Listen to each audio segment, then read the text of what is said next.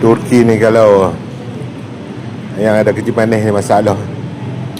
Semua benda, banyak benda-benda manis ni. Ni semua manis. Selain dari manis, dia banyak jugalah keju-keju jenis-jenis cheese ke keju ni kan. Tulum cheese, cubuk cheese, semua cheese lah. Boleh lah rasa cheese, ada yang masin, ada yang tawar. Yang ni yang lain sikit. Yang lain tu semua ada. Yang ni yang lain sikit lah. Dia ada lebah. Ini lebah buat di Kelang ke lebah secara semula jadi tak tahulah. Honey yang sarang-sarang sekali dia letak. Yang ni biasalah tempat kita ada. Cuma dia extra dia banyak buah zaitun. Kat tempat kita mungkin ada lah juga, tapi satu je. Tapi dia ni macam-macam je ni.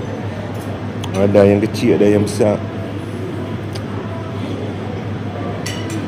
Masa Turki ni dia dah dekat Europe dah ni. Dia banyaklah roti-roti dia kan. Yang dah pizza, croissant, adalah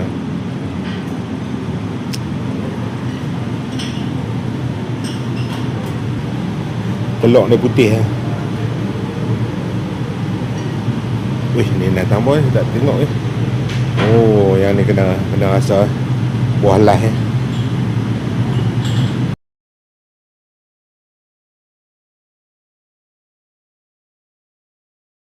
Okay. Di belakang ni Karavanserai yang antara yang paling besar Sultan Han Karavanserai yang paling besar yang terdapat di Anatolia ni lah. Hujan. Jom kita masuk kena duit lah, nanti kita cerita lebih. Ni Karavanserai ni macam duk kata lah, dia adalah ADNR untuk laluan sutra antara Asia dan juga Europe. Dia akan main daripada China lalu ke Pakistan, ke Afghanistan, Uzbek dan ada di sini lah. Tiket. Okey. Mari kita tengok dalam dia. Tiket. Kena bayar tiket. Berapa tiket? Sen. How much? 1%. 2%. بلد رعب Malaysia. Alhamdulillah. Teşekkürler. Okey, ni di bahagian dalam dia. Dia ada bilik lah. Tujuan dia adakan ni untuk rehat lah, untuk apa nama, kafe lah, ataupun pedagang-pedagang tu berehat, untuk simpan barang dagangan dia, untuk bagi rehat. Dia punya transport lah, unta, kuda, kadai tak ada slow. So di sinilah mereka berehat.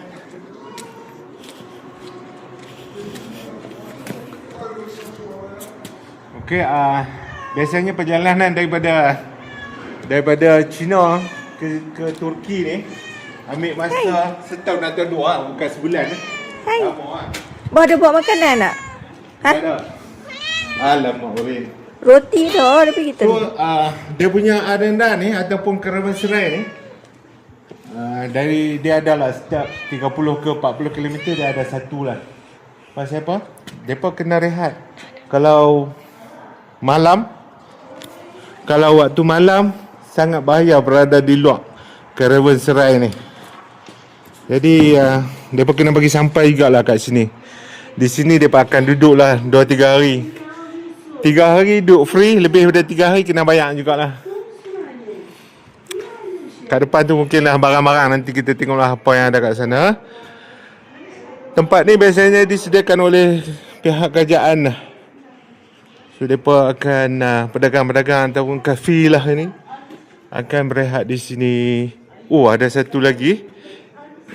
Yang situ pintu yang kedua. Nanti kita sambung di sana. Okey, jom kita masuk yang pintu yang kedua. Yang ni musim panas lah, kau boleh duduk di luar ni, boleh berehat kat sini kan. So kalau musim sejuk ni dia kena masuk bahagian dalam lah.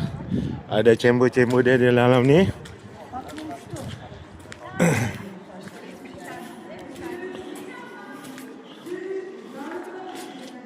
Okay, sekarang ni tak ada apa lah. Dia ada kapetnya lah.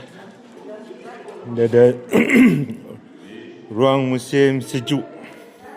Kewujudan karavanserai setiap 30 ke 40 km ni dekat kawasan Anatolia ataupun kawasan-kawasan lain di Turki ni menunjukkan aktiviti perdagangan waktu tu sangat rancak lah. Dan juga kerajaan Turki waktu tu sangat mengambil berat tentang perdagangan ni. Dia bina ni bukan sikit-sikit ni kan. Dia punya dengan kos yang tinggi untuk memastikan ada barang dagangan dan juga pedagang-pedagang tu sendiri selamat sampai ke destinasi dia. Dan bagi free pula tu. Untuk 3 hari pertama bagi duduk free. Macam ni lah keadaan dia caravanserai dari bahagian dalam Ramai yang tak masuk selalunya dalam ni pasal kena bayar. Bayar 100 lira, lebih kurang RM10 lah. Mai dulu pun tak masuk, tapi mai kali ni masuk lah nak tengok. Dalam bangunan yang kedua ni dia kosong je lah. Kalau dulu ni mungkin lah pedagang-pedagang ni, kafilah-kafilah ni dia bawa lah unta dan sebagainya. Okey. Yang bina ni dulu ni kerajaan Saljuk. Selepas kerajaan Rom gitulah.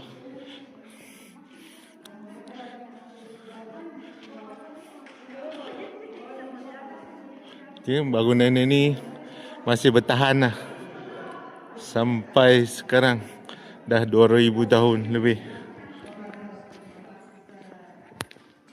Okay, pintu dia pun ni nampaknya berat dan kukuh lah.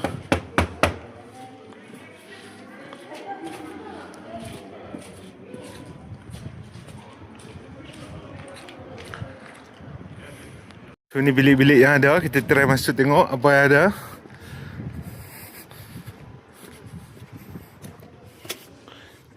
Oh, okay, ni tempat rehat lah. Oi, pun tempat rehat juga ada. Tempat pemanas dia. Ni pedang tu kemudian lah kot. Let's see. So dia kata apa? This is the Sultan place of the reception and place of authority. VIP lah. Okay, ada lagi bilik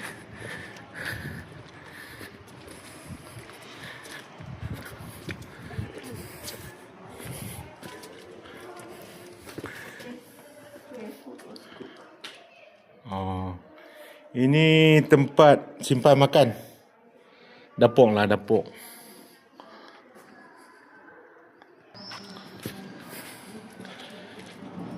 Yang ni okey. Ini surau-surau ataupun hamam Oh, hamam. Tempat mandi. Nak mandi kat sini. Dia fungsi dia macam arena. Jadi dia adalah pihak pentadbiran dia menyediakan makanan, keselamatan kepada orang yang singgah lah. Ni laboratory. Laboratory. So library lah kalau ada baca buku. Pedagang pun rajin baca buku So bilik yang okey. Bilik ni bilik apa pula? Peti ais. Mining job. Apa ni? Bilik tempat store lah, store. Ada banyak ni. Apa nama tu? Apa kuda punya ataupun unta punya saddle. Ni tembikar-tembikar untuk menyimpan barang-barang lah. Okey, ni bilik terakhir yang ada. Oh, klinik. Jalan jauh bang. Mungkin ada yang jatuh demam apa semua. Kita ada klinik di sini. Oh ni bilik rawatan. Hak ni teruklah ICU lah kira ni. So dia adalah peralatan-peralatan di sini. Dia punya resepi-resepi, kitab-kitab dia kan untuk rawatan. Oh ni macam amari lauk kita kat kampung dulu lah. Oh rupanya orang Melayu ni ambil dari sini. Ataupun dari sini dia pergi sana. Rumah orang Melayu ada ni. Kita tengok dapur klinik dia ni, bilik rawatan. Ada almari orang Melayu ada. Tong tu ada, orang Tok Guru ada. Mungkin dia bawa main daripada Turki lah. So habis dari klinik ni kita tengok ada apa lagi dekat luar. Ni bilik apa? Oh, payah ni. Ni bilik gelap.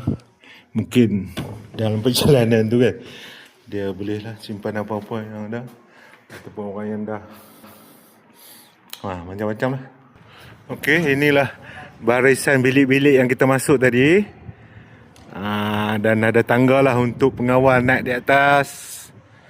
Dan okey, kita dah siap. So boleh jalan ke bas lah. Provide accommodation, food and drink for free you. Untuk 3 hari pertama memang free. So Sultan Hani Karavanserai yang ni. Di sini kita boleh tengoklah satu pintu gerbang yang sangat besar dengan ukiran Islami yang cantik. Okey. Dia ni melambangkan kekuatan ekonomi dan jaringan perdagangan yang hebatlah zaman tu. Okey. Dengan mereka ni mampu juga membina ataupun mengukir batu untuk menjadikan satu ukiran yang halus dan simetri ni. Hebatlah orang pada zaman tu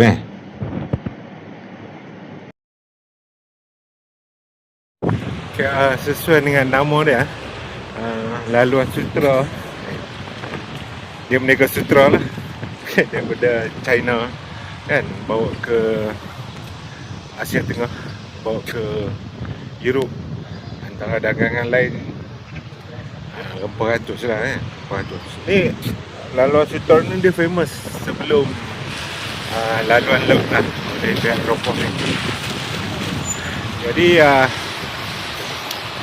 batu permata juga antara komoditi yang mereka dagangkan lah kan. Okey, sekarang ni dah tak ada lah lagi apa nama laluan sutera tu setelah ada kapal terbang apa kan. Sekarang ni di depan ni, inilah keadaan di depan dia. Adalah kedai-kedai souvenir kat situ. Kat depan ni, waktu kita sampai ni, Iran, Amerika dan Israel sedang berperang. Jadi nak abang kata minyak mahal lah. RON 97 tu dekat RM7 lah, lebih kurang. Mahal